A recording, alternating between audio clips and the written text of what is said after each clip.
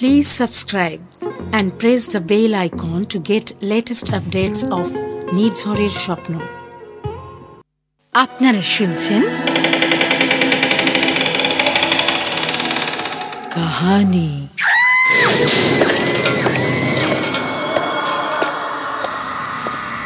নির্ঝরের স্বপ্ন নিবেদিত গল্প পাঠের আসরে আজকের নিবেদন আসল নকল।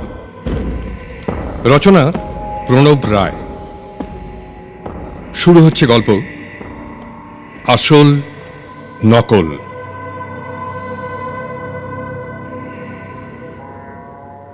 মহকুমা জেলের এক নিভৃত সেলে বসে এই কাহিনী শুনেছিলাম। বলেছিল একজন দ্বীপান্তরের আসামি, তারই জীবন কথা। লোকটার বয়স হবে বছর ৩৫। শুকনো দোহারা দেহ, বেশ লম্বা, কি একটা অদৃশ্য বোঝার ভারে একটু ঝুঁকে পড়া। গাঢ় তামাটে রঙের মুখের রেখায় রেখায় ঠেকে যাওয়া আর ঠকে যাওয়া জীবনের প্রচুর ইতিহাস লেখা। আমি ফৌজদারি আদালতের আইনজীবী। ক্রিমিনাল কেসে নাম আছে অল্প বিস্তর।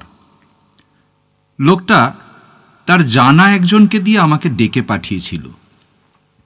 মামলার আগে নয়, রায় বেরোবার পর। তার মামলার বিশদ খবর আমি রাখিনি, তবে শুনেছিলাম এমন বিচিত্র কেস এ মহকুমায় আর একটিও আসেনি। মনে মনে একটা কৌতূহল ছিল, তাই জেলের মধ্যে গিয়ে দেখা করলাম। লোকটা এ তল্লাটের নয়, কি জাত তাও জানি নে।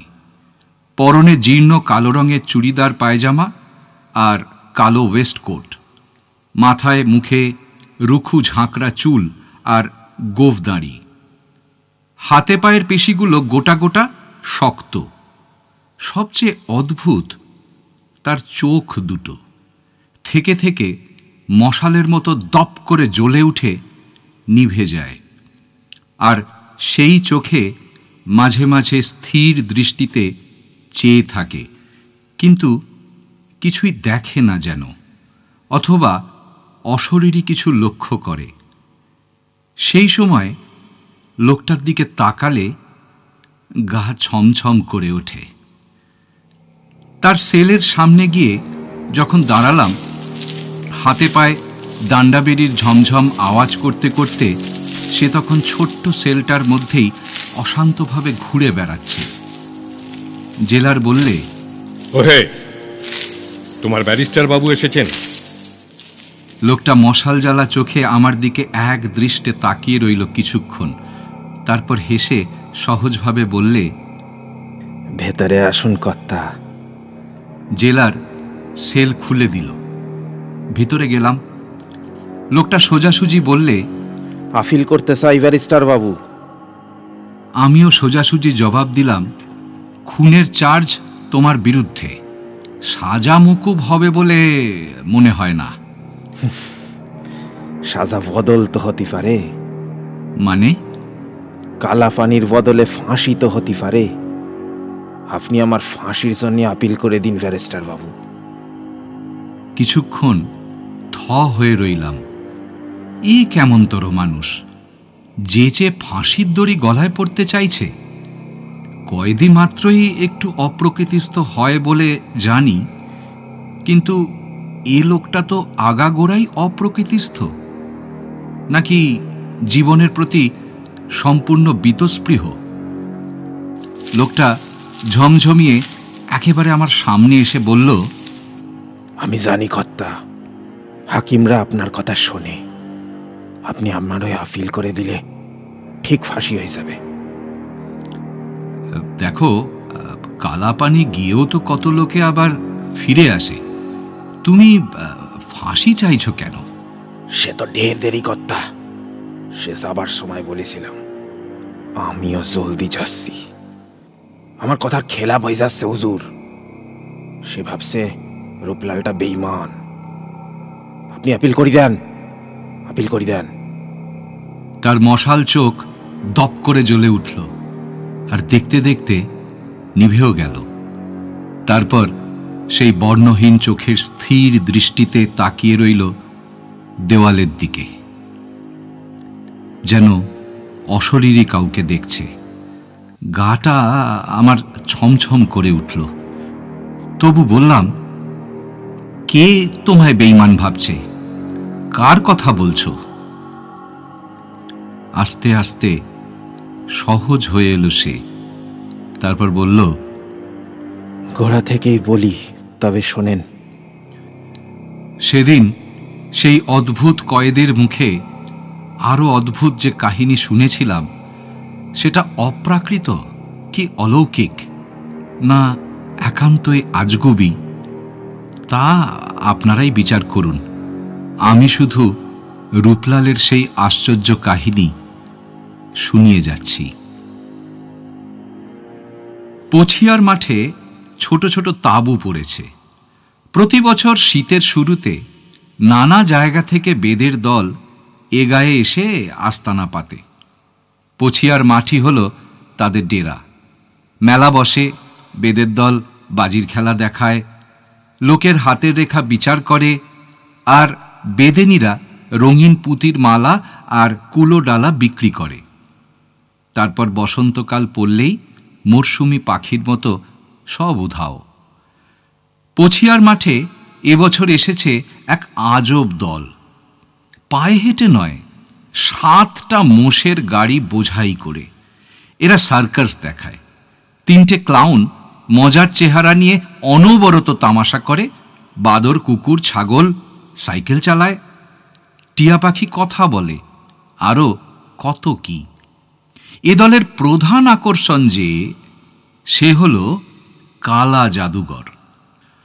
অন্ধকার তাঁবুর মধ্যে শুধু একটা মোমবাতির আলোয় মুখ দেখে সে মানুষের ভবিষ্যৎ ঠিক ঠিক বলে দিতে পারে। ছোট ছোট তাঁবুগুলো থেকে একটু তফাতে ওই যে বড় তাঁবুটা, ওটাই সার্কাসের আসর। বেলা দুপুর গড়িয়েছে, সূর্য মাথার উপর হেলছে। বড় তাঁবুর সামনেটা লোকের ভিড় ক্রমশ বাড়ছে। আশেপাশের 5খানা গা থেকে লোক আসছে। পায়ে পায়ে ধুলো উঠছে যেন দিনের কুয়াশা। তাঁবুর দরজার সামনে একটা উঁচু প্ল্যাটফর্মের উপর দাঁড়িয়ে একজন ক্লাউন মাথায় ঠোঙার মতো রঙিন টুপি পরে ঝাঁঝর করতাল হাতে চিৎকার করে ছড়া কাটছে। ক্লাউনের ডান পাশে বসে আছে থলথলে চেহারার একজন আধবয়সী লোক। সামনের ডালার উপর ফুটো করা একটা বাক্স। তার কাজ শুধু দর্শকদের হাত থেকে পয়সা নিয়ে সেই ফুটোর মধ্যে ফেলে দেওয়া। আর বাঁ পাশে দাঁড়িয়ে আছে কালা জাদুঘর। কালো সাটিনের চুড়িদার পায়জামা পরনে, গায়ে কোমর পর্যন্ত খাটো কালো ওয়েস্টকোট, মাথায় কালো সাটিনের রুমাল বাঁধা, আর চোখে জলদস্যুদের মতো চশমার প্যাটার্ন মুখোশ। কালো পোশাকে মোড়া লম্বা দেহটা তার স্থির হয়ে আছে। ওই আমাদের রূপলাল, 5 বছর আগেকার রূপলাল। তখন 30 বছরের জোয়ান। উৎসুক দৃষ্টিতে রূপলাল তাকিয়ে আছে ভিড়ের দিকে। গায়ের দেহাতি লোকেদের ভিড় তাঁবুতে আগে ঢোকার জন্য ঠেলাঠেলি করছে। রূপলালের উৎসুক চঞ্চল দৃষ্টি স্থির হয়ে গেল এক জায়গায়। হ্যাঁ, আজও এসেছে ওরা। বুড়োর হাত ধরে সেই মেয়েটি ভিড়ের পিছনে দাঁড়িয়ে আছে। আজ নিয়ে ওরা 3 দিন এলো, অথচ তাঁবুর ভেতরে পা দেয়নি একদিনও। বুড়োকে দেখলে গরিব চাষি বলেই মনে হয়। মাথার চুলগুলো একেবারে সাদা, কিন্তু মেয়েটা যেন টাটকা মৌসুমি ফুল। বছর 17-18 বেশি বয়স হবে না। নতুন কচি পাতার মতো শ্যামলা রং, ঢলঢলে মুখ, চুল বাঁধেনি, মেঠো হাওয়ায় বারবার মুখে এসে পড়ছে। বুড়োটা তো তাকিয়ে আছে রূপলালের দিকেই, কিন্তু মেয়েটা কেন তাকাচ্ছে না? কেন সে অপলক চোখে একটা নিষ্পত্র বাদাম গাছের দিকে তাকিয়ে রয়েছে? ভিড় আস্তে আস্তে পাতলা হয়ে এলো। বড় তাঁবুর ভেতরটা প্রায় ভর্তি। খেলা এক্ষুনি শুরু হবে। আসর জমানোর জন্য ক্লাউন ভেতরে চলে গেছে বাক্স নিয়ে সেই থলথলে চেহারার লোকটিও। প্ল্যাটফর্মের ওপর একা রূপলালের খেলা শেষের দিকে। মেয়েটার হাত ধরে এগিয়ে এলো বুড়ো। রূপলাল আজ যেচেই বললে, খেলা দেখবে নাকি? না, পয়সা লাগবে না, দেখো গে যাও। কিন্তু এত বড় প্রলোভনেও মেয়েটা চঞ্চল হলো না। একটু বিষণ্ণ হাসি হেসে বুড়োটা বলল, না গো জাদুঘর, খেলা দেখবার লেগে আসি নাই। আমার দরকার তোমার সাথে একটু একটু নিরিবিলি চাই। নিরিবিলি? তাইলে সন্ধ্যের পর আমার তাঁবুতে এসো। না না, রীতির বেলা বসিয়ার মাঠে দানরা আসে। আচ্ছা তবে থাক, আমি যাব। ঘর কোথায় তোমার? ওই শালতুলিতে। খুশিদের ঘর বললে সবাই দেখিয়ে দেবে। খুশি কে? এই যে আমার মেয়ে। কথা ঠিক যাবে তো? যাব গো, যাব। চলে গেল মেয়েকে নিয়ে বুড়ো। আশ্চর্য, এতক্ষণ তাকিয়ে রইল মেয়েটা রূপলালের দিকে, কিন্তু কোনো ভাবের ছায়া পড়ল না তার চোখে। মেয়েটির দেহে যৌবন এসেছে, কিন্তু মনের বয়স কি হয়নি? যাকে বলে পুরোদস্তুর বেদে, রূপলাল হলো তাই। বাপ মা কে, কোথাকার লোক জানে না। জ্ঞান হওয়া থেকে ঘুরছে বেদের দলের সঙ্গে, বড় হয়ে উঠেছে তাদেরই আওতায়। এ দল থেকে ও দল, এ গ্রাম ছেড়ে ও গ্রামে। ছোটবেলায় দড়ির ব্যালেন্স শিখেছিল। সরু দড়ির উপর দাঁড়িয়ে কসরত দেখাতো মেলায়, 18 বছর বয়স অবধি। তারপর ভিড়ে গেল এক নেপালি বৌদ্ধ তান্ত্রিকের সঙ্গে, পাক্কা 6 বছর। এই 6টা বছর রূপলালের জীবনের সবচেয়ে বিচিত্র অধ্যায়। তার জীবনের মোড় ঘুরে গেল এই 6 বছরে। নেপালি তান্ত্রিক ছিল জ্যোতির্বিদ আর জ্যোতিষবিদ্যায় পারদর্শী। শুধু মুখ আর কপালের গঠন দেখে লোকের ভূত ভবিষ্যৎ আশ্চর্যভাবে গণনা করতে পারত। আর কথা কইত মৃত আত্মাদের সঙ্গে, বিশেষ করে যাদের মৃত্যু হয়েছে অপঘাতে, সেই সব নিম্ন স্তরের প্রেতাত্মাদের সঙ্গে। এহেন তান্ত্রিকের অনুগত চেলা হয়ে রূপলাল গুরুর সঙ্গে চলে গেল তিব্বতের মঠে। 5.5 বছর বাদে যখন আবার ফিরে এলো বেদের দলে, তখন সেই দুর্লভ বিদ্যা তার সম্পূর্ণ আয়ত্ত হয়ে গেছে। সে শিখেছে প্রেতাত্মাদের আবাহন করতে আর তাদের সাহায্যে জীবিত মানুষের ভবিষ্যৎ জেনে নিতে। এখন থেকে রূপলালের রূপ হলো অন্য, পেশা হলো ভিন্ন।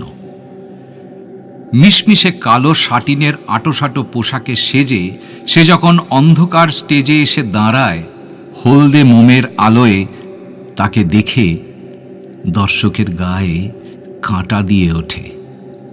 সেই থেকে তার নাম হলো কালা জাদুঘর। সন্ধ্যের পর নিজের তাঁবুতে বসে একটু জিরিয়ে রূপলাল বেরিয়ে পড়ল শালতলির উদ্দেশ্যে।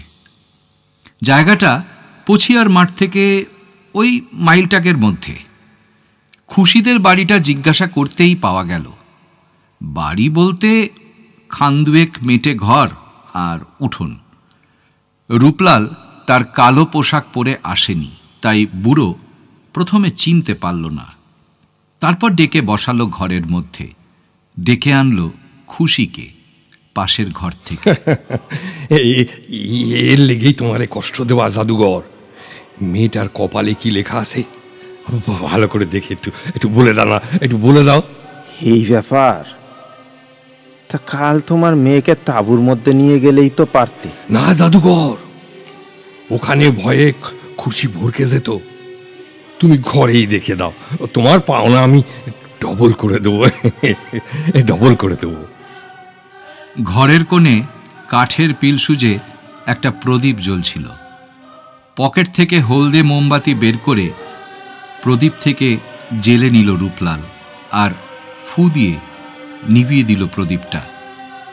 তারপর এসে বসল খুশির মুখোমুখি। হলদে মোমের আলো খুশির মুখের ওপরে ফেলতেই চমকে উঠল রূপলাল। ডাগর ডাগর দুই চোখের তারায় মনি নেই, আলোহীন ভাষাহীন বোবা দুই চোখ। খুশি তাহলে অন্ধ? এতক্ষণে বুঝল রূপলাল। সার্কাসের তাঁবুর সামনে তার দিকে তাকিয়েও ওই দুটি চোখ কেন তার সঙ্গে কথা বলেনি। খুশির চোখ এমন হয়েছে কতদিন থেকে মোড়ল? জন্ম থেকেই।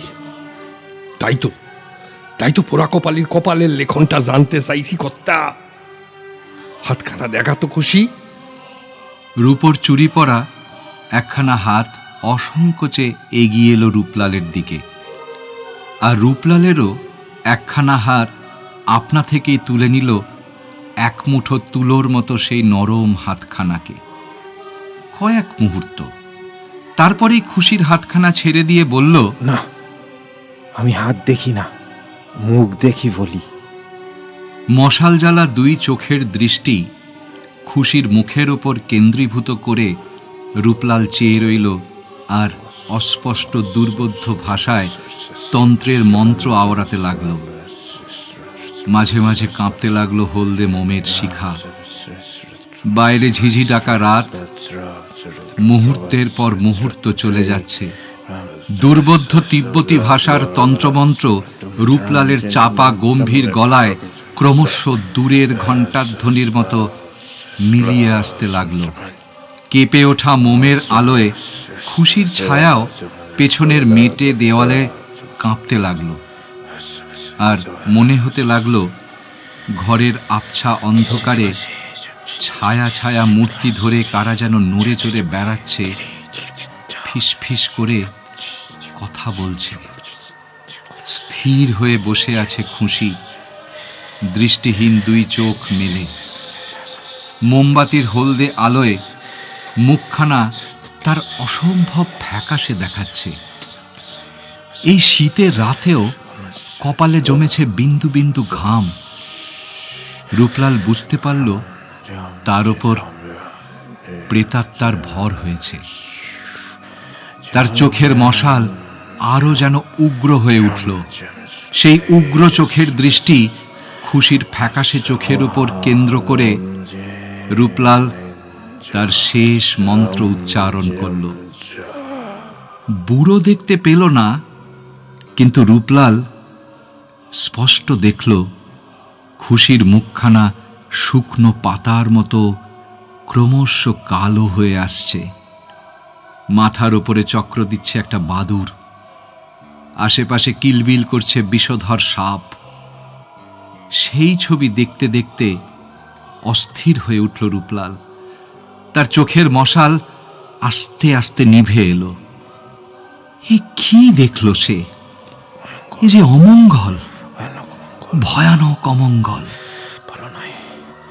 সে তো স্বপ্নেও ভাবতে পারেনি যে খুশির মতো সুন্দর সরল পবিত্র মেয়ের ভবিষ্যৎ জীবনে এমন বিশ্রী অমঙ্গল, এমন মর্মান্তিক দুঃখ লুকিয়ে ওত পেতে বসে আছে।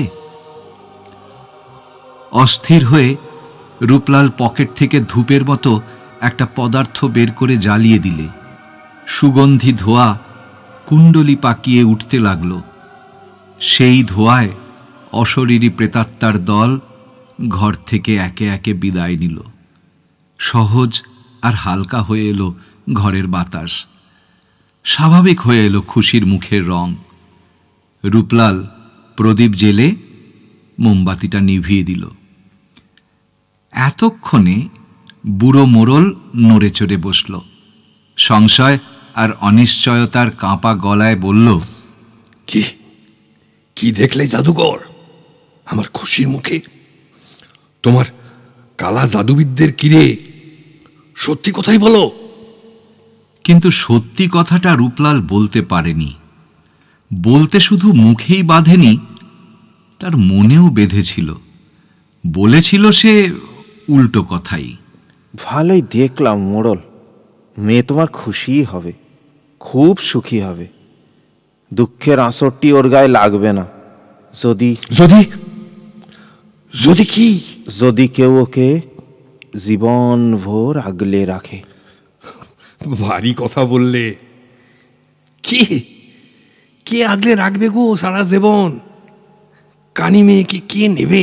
নেবে বই কি নেবে, সময় হলি ঠিক নেবে, আদর করে নেবে। সত্যি বলছো জাদুঘর? মিথ্যে বলে লাভ। বুড়োর মুখখানা জলজল করে উঠল, আর আর অকারণে আঁচল দিয়ে মুখখানা ঘষে ঘষে লাল করে তুললে না লাল মুখখানা রং মোজবার চেষ্টা করতে লাগলো, একমাত্র খুশি সেটা জানে। যাবার সময় বুড়ো ট্যাগ থেকে একটা গোটা টাকাই বের করে দিলে, এই নাও। এখন থাক, আমার পাওনা আমি যেসেই নেব। চলি গো খুশি। এসো জাদুকর। উঠোন অবধি এগিয়ে দিলে খুশি। যাবার আগে রূপলাল বলল, আমাকে তোমার ভয় লাগে খুশি? আমি ভূত নামাই, দানো নামাই। তখন থেকে আর ভয় লাগে না। কখন থেকে? সেই যখন তুমি আমার হাত ধরলে। ভারী মিষ্টি আওয়াজ খুশির। সেই আওয়াজের মিঠে রেশ কানে নিয়ে রূপলাল চলে গেল। শীতের শুরু থেকে আজব সার্কাস পার্টি বসন্তকাল অবধি রয়ে গেল পছিয়ার মাঠে। বড় তাঁবুতে লোকের ভিড় আর কমে না। সেই থলথলে চেহারার লোকটিরও বাক্স পয়সাতে উপুছুপু। রূপলাল রোজ বিকেলে তাঁবুতে কালাজাদুর খেলা দেখায়, আর সন্ধেবেলা গুটি গুটি হাজির হয় শালতলিতে। কোনোদিন বা সকালবেলাতেও খুশির হাত ধরে বেরিয়ে নিয়ে আসে ঝমুকি নদীর ধারে। কোনো কারণে একাধ দিন যেতে না পারলে পরের দিন খুশি চুপ মেরে যায়। 3 বার না ডাকলে সাড়া মেলে না। রূপলাল বলে, কি হলো তোমার? অমন ঘুম হইয়াছো কেন? আসতে পারিনি বলে রাগ গোসা হলো নাকি? রাগ গোসা নয়, ভয়। কিসের ভয়? তা জানি নে। থেকে থেকে মনে হয় কারা যেন চুপিসারে ঘুরছে আমার পাশে। তাদের নিঃশ্বাসের হাওয়া গায়ে লাগে যেন। রূপলাল জানে তার গুরুর দেওয়া তান্ত্রিক বিদ্যার দৌলতে সে বোঝে কোন অমঙ্গল, কোন অকল্যাণের ছায়া থেকে থেকে খুশির গায়ে বিষ নিঃশ্বাস ফেলে যায়। এক মুহূর্তের জন্য থমথমে হয়ে ওঠে রূপলালের মুখ। বুক ভরে যায় বড় মায়ায়, বড় মমতায়। পরক্ষণেই হেসে খুশির হাত ধরে বলে ওঠে, এবার ভয় লাগছে? না না জাদুঘর, তুমি কাছে থাকলে, তুমি ছুঁয়ে থাকলে আরও ভয় করে না। তবে তো মুশকিল হলো খুশি। আমি তো বেদে মানুষ, হুট করি দলের সঙ্গে কবে ভেসে পড়ব কে জানে। তখন কি হবে? কি হবে তখন? উত্তরে খুশি রূপলালের হাতটা শুধু জোরে চেপে ধরে একবার। প্রশ্নটা রূপলাল যেন খুশিকে করে না, করে নিজেকেই, কিন্তু উত্তর আর মেলে না। তারপর ফাল্গুনের শেষে চৈত্রের গোড়ায় পছিয়ার মাঠ থেকে তাঁবু তোলা শুরু হয়ে গেল। 7-7টা মোষের গাড়ি বোঝাই হয়ে ধুলোয় ধুলোয় পছিয়ার মাঠে অন্ধকার করে আবার চলতে শুরু করল। সেই গাড়িতে সবাই ছিল, ছিল না শুধু রূপলাল। রূপলাল রয়ে গেল সেই শালতলিতেই। বুড়ো মোড়ল প্রথমে বিশ্বাস করতেই চায়নি জন্মকানী মেয়েকে কেউ জেনে শুনে বিয়ে করবে, এ আবার হয় নাকি। কিন্তু রূপলাল যখন নাছোড়, তখন আনন্দে কেঁদে ফেলল বুড়ো। তুমি তুমি আমাকে বাঁচালে জাদুঘর। আমার আমার আর কদিন বলো? পোড়া কপালির ভাবনায় রেতে আমার ঘুম ছিল না, মরতেও আমার সুখ ছিল না। অবাক হয়ে গেল শালতলির লোকেরাও। কানি মেয়ে খুশির বিয়ে যার তার সঙ্গে নয়, সার্কাস পার্টির কালা জাদুঘরের সঙ্গে। বাসর রাতে খুশি চুপি চুপি বললে, আমার লেগে তুমি এ কি করলে জাদুঘর? এখনো তুমি আমায় জাদুঘর বলেই ডাকবে? তুমি তো জাদুঘরই, সে প্রথম দিন থেকে আমায় শুদ্ধ জাদু করেছ যে। তাই? রূপলাল পরম আদরে রূপোর নাকছাবি পরা টিকলো নাকটি নেড়ে দিল। তার পরের বছরই বুড়ো মোড়ল মারা গেল। বেদেও ঘর বাঁধল। সে ঘর 2-10 দিনের জন্য নয়, চিরদিনের। জীবনটা যে এমনভাবে হঠাৎ মোড় ঘুরে যাবে, রূপলাল কি তা জানত? রূপলাল কি ভেবেছিল ত্রিসংসারে যার কেউ নেই, এই শালতলিতে তার সবচেয়ে আপনজন জুটে যাবে? আর খুশিও কি কোনোদিন স্বপ্ন দেখেছিল সারাটা জীবন কেউ তাকে আগলে রাখবে? শালতলির বসন্তকাল কখন যে দুটি মন রাঙিয়ে দিল তা কেউ জানে না, রূপলাল খুশিও জানে না। বড় সুখেই দিন যায়। খুশির মন থেকে ভয়ের ছায়া ধুয়ে মুছে গেছে, আর রূপলালও ভুলে গেছে খুশির অশুভ ভবিষ্যতের ইঙ্গিত। ঠিক এই সময়ে নিতাইয়ের সঙ্গে দেখা। নদীর ধারে বসেছিল ওরা, একেবারে পার ঘেঁষে একটা বাবলা গাছের তলায়। বেলা তখন ঢলছে। ওপারের হিজল বনের আড়াল থেকে কে যেন মুঠো মুঠো সোনার আবির ছুঁড়ে এপারের সাথে হোলি খেলছে। রূপলাল আর খুশি যেন জেগে জেগে স্বপ্ন দেখছিল। স্বপ্নটা ভেঙে গেল একটা মেঠো গলার সুরেলা আওয়াজে। আওয়াজটা দূর থেকেই আসছে। রূপলাল তাকিয়ে দেখল ডিঙি বেয়ে একটা মানুষ এপারের দিকে আসছে আর গলা ছেড়ে গান করছে। ডিঙিটা কাছাকাছি আসতে রূপলাল দেখলে পাতলাপানা একটা ছোকরা ডিঙি বাইছে। বয়স ওই তার চেয়ে 2-4 বছরের ছোটই হবে। নিকষ কালো চেহারা, মুখখানা যেন পোটোর হাতে গড়া। ঝাঁকড়া বাবরি চুলগুলো হাওয়াতে উড়ছে। হালকা গেরুয়া রঙের খাটো ধুতি, সরু মাজায় আঁট করে বাঁধা, গায়ে সেই রঙেরই ফতুয়া। একটা আঁশশেওড়া ঝোপের পাশে ডিঙিখানা বাঁধল সে। তারপর বাবলাতলায় চোখ পড়তেই গানটা তার থেমে গেল। শুধু গান থেমে গেল না, লোকটার নড়াচড়া এমনকি নিঃশ্বাসটুকুও যেন থেমে গেল সাথে সাথে। খুশি হঠাৎ চঞ্চল হয়ে বলে উঠল, চলো ঘরে যাই। কেন বল দিকি? না, কে যেন প্যাট প্যাট করে তাকিয়ে আছে। বলিস কি? অবাক হয়ে গেল রূপলাল অন্ধ খুশির কথা শুনে। সত্যিই তো, লোকটা এদিকেই তাকিয়ে আছে। পথে ঘাটে তাকায় তো কতজন, কই খুশি তো টের পায় না। আজ টের পেল কেন? ওকে টের পাওয়ালো যে সে লোকটাই বা কে? খুশি রূপলালের হাতে নাড়া দিয়ে বলল, ওঠো তো, ওঠো।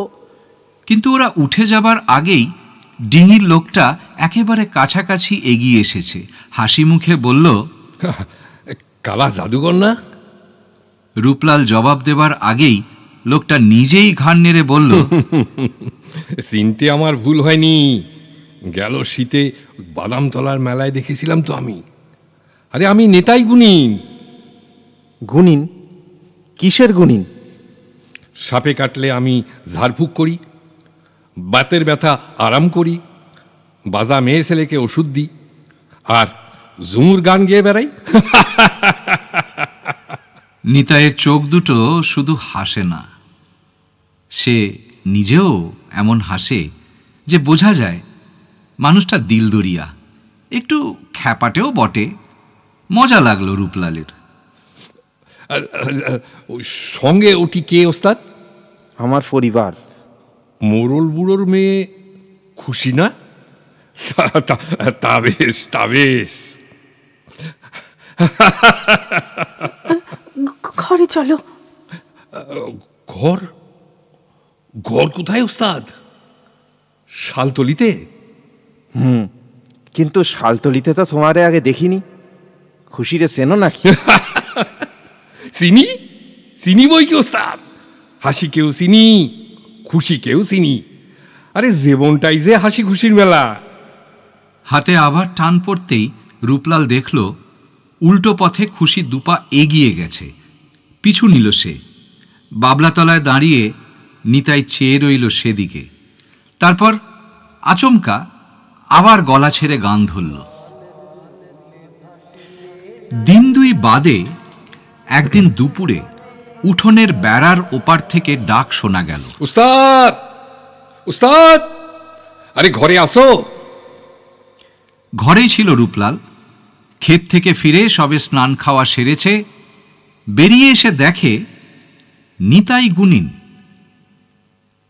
এই ভর দুপুরে কি মনে করে গুণিন? কথা আছে উস্তাদ, আগে দাওয়ায় বসতে বলো।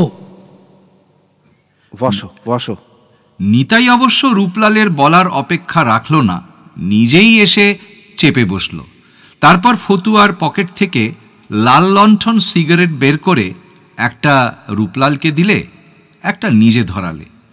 কিছুক্ষণ ধোয়া ছেড়ে আসার কারণটা বললে। আমি জানি জাদুঘর, কালা জাদুবিদ্যায় তুমি কত বড় ওস্তাদ। তোমার ওই মহাবিদ্যাটা কিন্তু আমার শেখাতে হবে। সে কি নেতাই, তুমিও তো গুণিন, কত বিদ্যে তোমার জানা। না না না না, কিছু না, কিছু না, কিছু না ওস্তাদ। আমার একটা বিদ্যাই জানা, আর সব বুঝরু কি। কোন বিদ্যে জানা? ওই মা ধূমাবতীর বিদ্যে, ওই রূপ বদল। ওটা কোন বিদ্যে গুণিন? শিখলে কোন ক্ষমতা বাড়ে? সে বড় মজার বিদ্যে, তোমায় শিখিয়ে দেবো খন। কিন্তু আগে তোমার বিদ্যে আমায় দেবে বলো। দেব না কেন, তবে কালা জাদু বিদ্যে বড় ভজঘট, ভূত ফেরেতের কারবার, শিখতে সময় লাগে। লাগুক লাগুক, তা লাগুক। এই কথা বলে ফতুয়ার পকেট থেকে আরও কয়েকটি জিনিস বার করলে নিতাই। একটি নতুন ছোট কলকে, সিকিতলা গাঁজা, লাল সুতো 1 গজ, 5টা কড়ি আর 5টি টাকা। বস্তুগুলি রূপলালের পায়ের কাছে রেখে নিতাই বলল, ওস্তাদ, আজ থেকে আমাকে সাকরেত করে নাও। আজ নয়, আজ নয়, পরশু অমাবস্যে, সেদিন ঠিকে। ঠিক ঠিক। বাবা ভূতনাথের দিব্যি। বাবা ভূতনাথের দিব্যি। চাপা একটা আনন্দে নিতাইয়ের চোখ মুখ হেসে উঠল। পোড়া সিগারেটের টুকরো টান মেরে ফেলে নিতাই মনের আনন্দে আবার গান গেয়ে উঠল। ওস্তাদ, 1 ঘটি জল ফরমাস করো না ওস্তাদ। তেষ্টায় একেবারে ছাতি ফাটছে। হচ্ছে হচ্ছে। খুশি, 1 ঘটি জল দিস তো খুশি। খানিকটা পরে কপাটের শিকলটা নড়ে উঠল। তারপরেই মাজা কাঁসার ঘটিতে জল নিয়ে খুশি দাওয়ায় পা দিল। তরাক করে উঠে গেল নিতাই, হাত বাড়িয়ে নিতে গেল জলের ঘটিটা। আঙুলে আঙুলে একটু ছোঁয়া, অমনি খুশির হাত থেকে জলের ঘটিটা খসে পড়ল। তেষ্টা জলটা পড়ে গেল গা। থাক থাক থাক থাক, আর কষ্ট করতে হবে না। খুশি আস্তে আস্তে ঘরে ফিরে গেল। একটা অজানা আতঙ্কে তার মুখে ছায়া নেমেছে। হাতখানা কাঁপছে। নিতাইয়ের আঙুল তো নয়, একটা সাপের গা ছুঁয়ে ফেলেছে যেন খুশি। আসি গো ওস্তাদ, আবার পরশু আসবো। ঠিক আছে, সন্ধ্যের পর মনসাপতা শ্মশানতলিতে যেও, আমিও যাব। ঠিক আছে। ঘরে গিয়ে রূপলাল দেখল খুশি চুপ করে বসে আছে, পাঁশুটে মুখে ভয়ের ছায়া। কি হলো, অমন থমথমা হয়ে রইলি কেনে?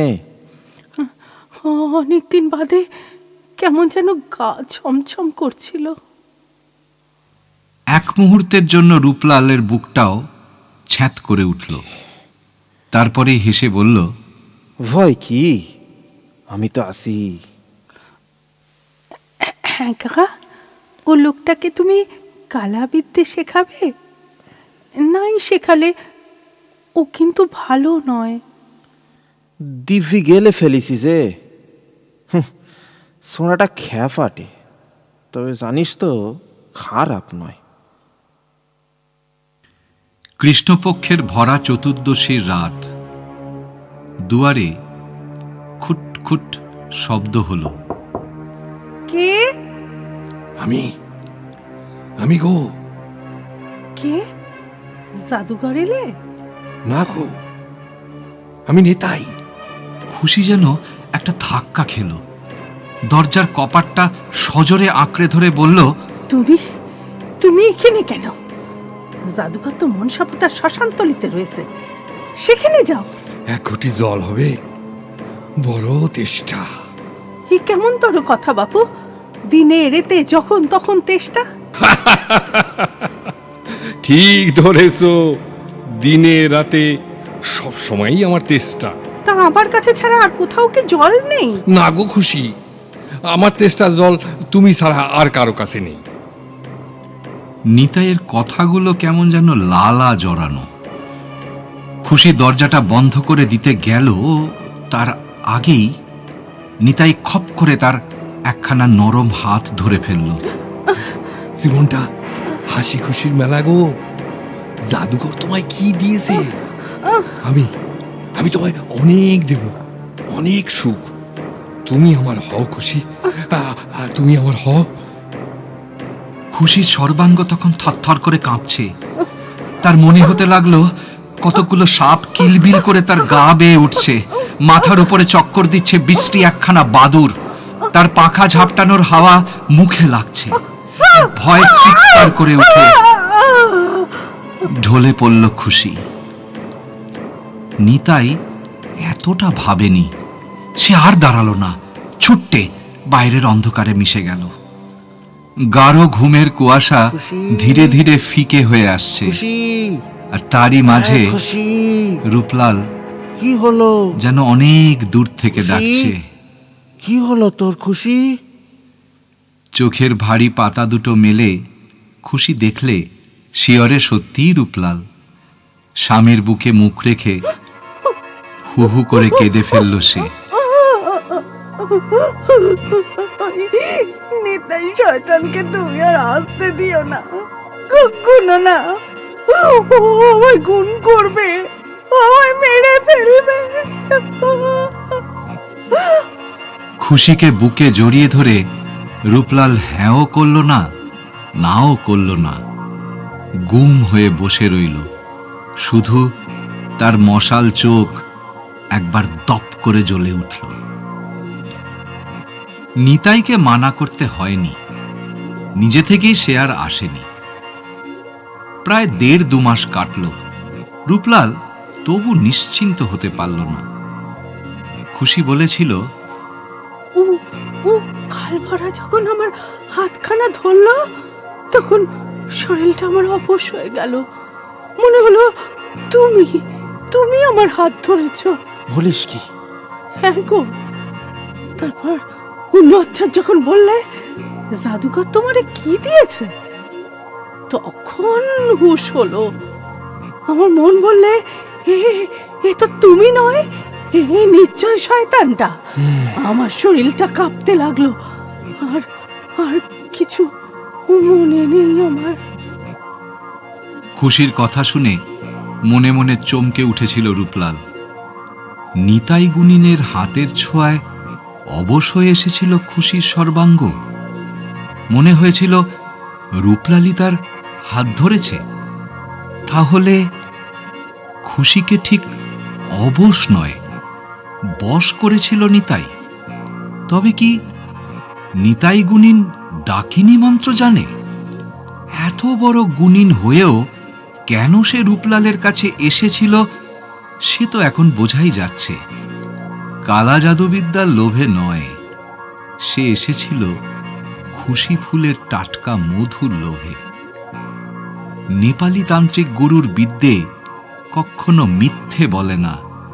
অন্ধ খুশির জীবনে তাহলে ওই শনি, ওই নিতাই গুণিন? ছাত করে উঠল রূপলালের বুকটা। তারপর থেকেই খুশিকে আর চোখের আড়াল করে না রূপলাল। ফসল কাটার দিন চলে গেছে। আউশের নতুন ফসল, বুড়ো মোড়লের 22 বিঘের ফসল তুলে গঞ্জে পাঠিয়ে দিয়েছে রূপলাল। এবার মহাজনের গদি থেকে আদায় আনতে যাওয়ার কাজটা বাকি। ফসল কাটার সময় নিজে একটি বারও মাঠে যায়নি রূপলাল, পাছে খুশিকে চোখের আড়াল করতে হয়। কিন্তু আদায়ের ব্যাপারে নিজে না গেলেই নয়। রূপলাল বলল, ভোর ভোর গঞ্জে চলে যাব, আর সূর্যি ঢলবার আগেই ফিরিয়ে আসব। ভাবিস নে খুশি, সুদামারে রেখে যাচ্ছি। গঞ্জে চলে গেল রূপলাল। কিন্তু যতই তাড়াহুড়ো করুক, ফিরতে ফিরতে সূর্য ঢলে পড়ল। ছোট ছোট কেউটের বাচ্চার মতো কুণ্ডলি পাকানো ছোট ছোট কালো মেঘে সাঁঝের আকাশ অন্ধকার হয়ে এলো। শালতলির সীমানায় গাড়ি থেকে নেমে পড়ে জোরে পা চালিয়ে দিল রূপলাল। বলদের গাড়ি বড় ধিকিয়ে ধিকিয়ে চলে। খানিকটা দূরে এগোতেই তার ক্ষেতের মুনিশ সুদামার সঙ্গে দেখা। অন্ধকার নেমেছে বলে বোধহয় সুদামা তাকে দেখেনি, কিন্তু রূপলালের বিরক্তির সীমা রইল না। চেঁচিয়ে ডাকলো, ঘরের মানুষটারে একা রেখে চলে যাচ্ছিস ভারে? সুদামা কেমন যেন একটু ঘাবড়ে গেল। এই দেখো, তুমি ঘরে ঢুকলে, তাই তো আমি চলিয়ে এলাম কর্তা। আমি ঘরে ঢুকলাম? ঢুকলে না, এই কতক্ষণ আগে ঢুকলি তো, নিজে পেথক করলাম। মাথার ওপরে গুড়গুড় করে মেঘ ডেকে উঠল। গুড়গুড় করে উঠল রূপলালের বুক। আর কোনো কথা না বলে সে ছুটল ঘরের অভিমুখে। তার সঙ্গে পাল্লা দিয়ে বাতাসও হঠাৎ ছুটতে লাগলো হু হু করে। মাথার ওপরে ঘন ঘন হাঁকার দিতে লাগলো অদৃশ্য দত্তিদানোর দল। কালো কালো অসংখ্য মেঘ বাদুরের দল আকাশে পাখা ঝাপটাচ্ছে যেন। তীর বেগে ছুটল রূপলাল। এক ধাক্কায় উঠোনের আগরটা ঠেলে দাওয়ায় পা দিয়েই থমকে থেমে গেল সে। ঘরের কপাট বন্ধ, ভেতর থেকে আওয়াজ আসছে, তোমায় ভালোবাসি না তো কাকে বাসি গো? সত্যি সত্যি সত্যি সত্যি। তুমি কি আমার মন বোঝো না? থেকে থেকে শুধু কেন? এমনি তোর মুখে শুনতে বড় মিষ্টি লাগে রে। আহা, মাথাটা যেন ঘুরতে লাগলো রূপলালের। দুটো গলার একটা গলা সে চেনে, খুশির, কিন্তু পুরুষের গলাটা যে তার নিজের। আমার গলা হুবহু তার গলার আওয়াজ, তারই বলার ভঙ্গি। কপাটের আড়ালে কে? কে? কপাটে ধাক্কা দিতে গিয়েও হাতখানা সরিয়ে নিল রূপলাল। তারপরে পা টিপে টিপে নেমে গেল উঠোনের বাতাবি লেবুর গাছটার পাশে। সামনেই আতখোলা জানলা, ভেতরে পিদিম জ্বলছে। জানলায় উকি দিয়ে রূপলাল পাথর হয়ে গেল। দেখলে বিছানার ওপরে দু হাতে খুশিকে জড়িয়ে ধরে শুয়ে আছে আর একটা রূপলাল, যেন রূপলালের যমজ ভাই। বাজ পড়া তাল গাছের মতো কিছুক্ষণ দাঁড়িয়ে রইল রূপলাল। তার বুঝতে বাকি রইল না ও কে। জানে নিতাই গুণিন ডাকিনী মন্ত্র নিশ্চয়ই জানে। ডাকিনী মন্ত্র ছাড়া রূপ বদল করা যায় না। নিতাই বুঝেছিল রূপলাল ছাড়া খুশি আর কারোর নয়। আর কারোর হতে পারে না। খুশি তার ভালোবাসা দিয়ে শুধু রূপলালকেই লতার মতো জড়িয়ে আছে, কিন্তু নিতাইয়ের লোভ তবু যায়নি। পাপের গর্ত থেকে তার লালসা লুকিয়ে হাত বাড়িয়েছে খুশির দিকে। ডাকিনী বিদ্যায় সিদ্ধহস্ত নিতাই রূপলালের রূপ ধরে খুশিকে ভোগ করতে এসেছে। দপ করে জ্বলে উঠল রূপলালের দুই মশাল চোখ। দেখতে দেখতে শক্ত হয়ে উঠল তার দেহের পেশিগুলো। আবার ঘুরে গিয়ে সে দরজার কপাটে ঘা মেরেছে। ভেতরে আর একটা রূপলাল সতর্ক হয়ে উঠল। কপাটে আবার ঘা পড়ল। খুশি, খুশি! বাইরে তোমারই গলা যেন। ও কে জাদুঘর? দোরখল খুশি, তোর ঘরে শয়তান ঢুকেছে। ও নেতাই, দোরখল। ও কি বলছে জাদুঘর? শুনছো? ও মিশে বলছে খুশি, আমি রূপলাল। এই তোর কাছেই তো রয়েছি।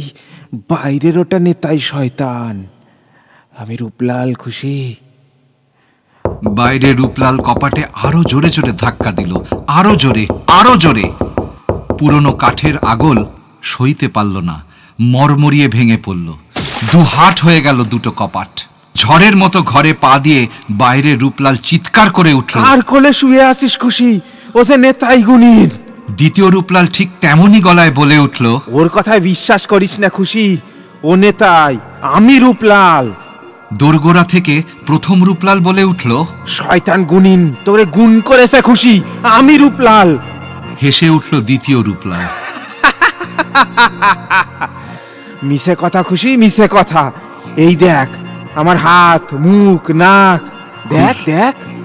খুশির একখানা হাত নিয়ে নিজের মুখে ছোঁয়াতে লাগলো দ্বিতীয় রূপলাল। দোটানায় পড়ে অন্ধ খুশি কেঁদে উঠল।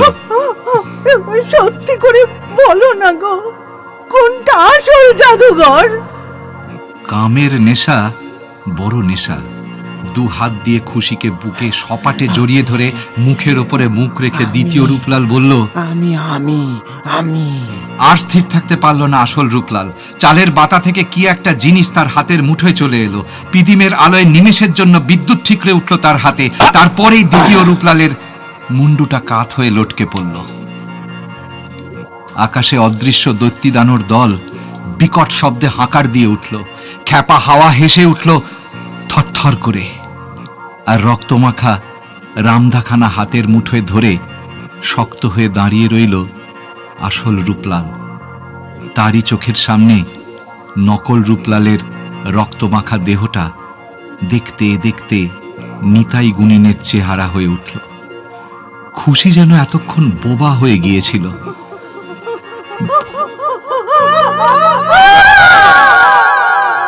আতঙ্কে চিৎকার করে উঠে ঢলে পড়ল খুশি।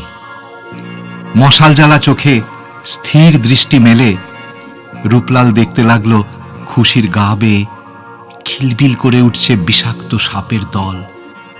মাথার উপরে চক্র দিচ্ছে রক্তশোষা বাদুড়। ঠিক এই দৃশ্যই দেখেছিল রূপলাল যেদিন সে প্রথম এসেছিল খুশির ভবিষ্যৎ গণনা করতে। নেপালি তান্ত্রিকের দেওয়া বিদ্যা মিথ্যা বলে না। হাতের অস্ত্রটা ফেলে আস্তে আস্তে খুশির কাছে এগিয়ে গেল রূপলাল। নাকের নিচে হাত রেখে দেখলে না, নিঃশ্বাস আর পড়ছে না। দুই চোখের মশাল আস্তে আস্তে নিভে এলো তার। খুশির মরা মুখের উপর টস টস করে পড়ল দুফোঁটা জল। তারপর ভিজে গলায় রূপলাল শুধু বলল, তুই এগিয়ে যা খুশি, আমিও জলদি আসছি।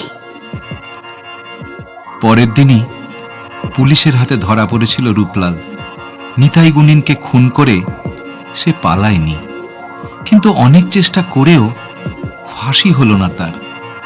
হাতে পায়ে লোহার ডান্ডা বেরি পরে দায়মলি রূপলাল একদিন আন্দামানের জাহাজে উঠল।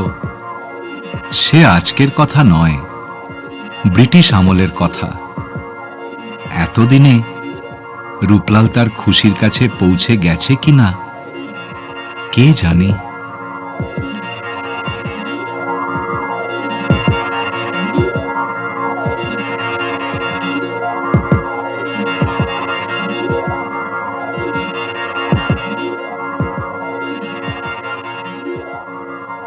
শুনছিলেন গল্প আসল নকল, রচনা প্রণব রায়। এই গল্পের বিভিন্ন চরিত্রে যারা কণ্ঠদান করেছেন তারা হলেন সূত্রধর সৌভিক, রূপলাল এবং সুদামার চরিত্রে অরূপ, খুশি সুমিতা, জেলার খুশির বাবা এবং নিতাইয়ের ভূমিকায় সঞ্জয়। মিউজিক এবং স্পেশাল এফেক্টস নিলয় ঘোষ।